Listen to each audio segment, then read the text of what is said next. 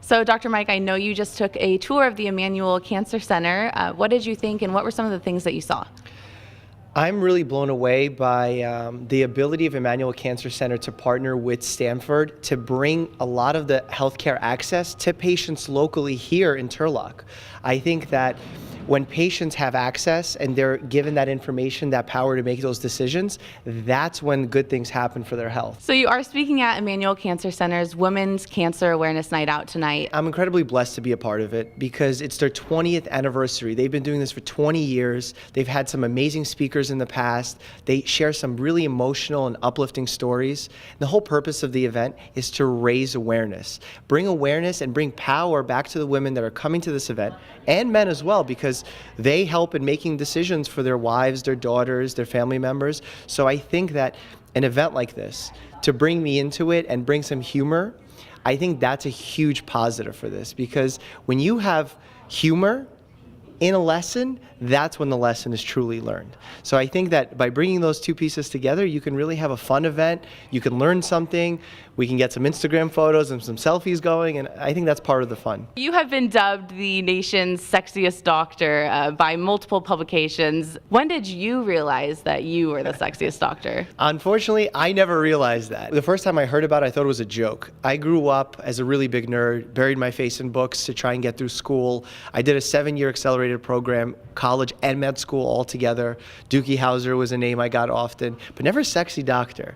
And then, I started working out, my braces came off, I got a little bit more attention than usual. And really because of social media, I was able to come into the forefront of national media and traditional media. What it's allowed me to do is to bring awareness to events just like this, allowed me to bring my medical message out into the community, go on talk shows, have fun with medicine, and really make a difference in the world, because that's what I'm all about. Right. Well, we know you've got the brawn and the looks, but we're going to test you and see if you do, in fact, have the brains. I have 5 trivia questions for you, medical related, of course. Okay. You want to take a stab at them? Let's do it. What is the largest bone in the human body? I would go with the femur.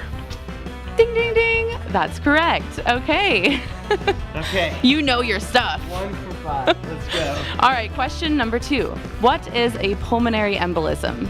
A pulmonary embolism is when a clot travels from another part of your body and gets lodged in the lungs, causing a mismatch between flow and oxygenation, which can be deadly. So if you're feeling you have a short of breath, call 911. He got it right. Great advice, too, along with the answer. Okay, Dr. Mike, what is the RH factor? The RH factor is something that you and your child need to get checked before you deliver your baby. Because if you're RH negative and your baby is RH positive, it can cause a problem. So talk to your gynecologist, talk to your OB doctor, and figure out what's going on. Ding, ding, ding. And the RH factor is the protein that coats the surface of red blood cells, right. Correct? But hey, he obviously knew what it was. Great advice once again. Okay, and question number 4. I might butcher this pronunciation, so let me know if I'm right or wrong. Encephalitis. Yeah.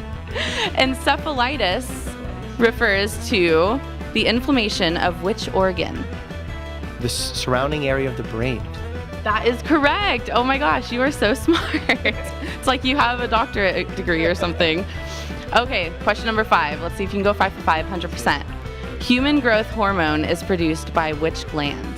The pancreas. Is that the pituitary gland? Well, IGF somatostatin stimulates the pituitary gland to release growth hormone. So it depends if you're talking about primary secretion or secondary secretion, but yes. Okay, he's even correcting my correct answers, so that's when you know he knows his stuff. We do know that you have also been dubbed the world's, the nation's, the country's most sexiest doctor. Most sexiest, that wasn't good. Let me try that one over. Most really super duper sexiest doctor.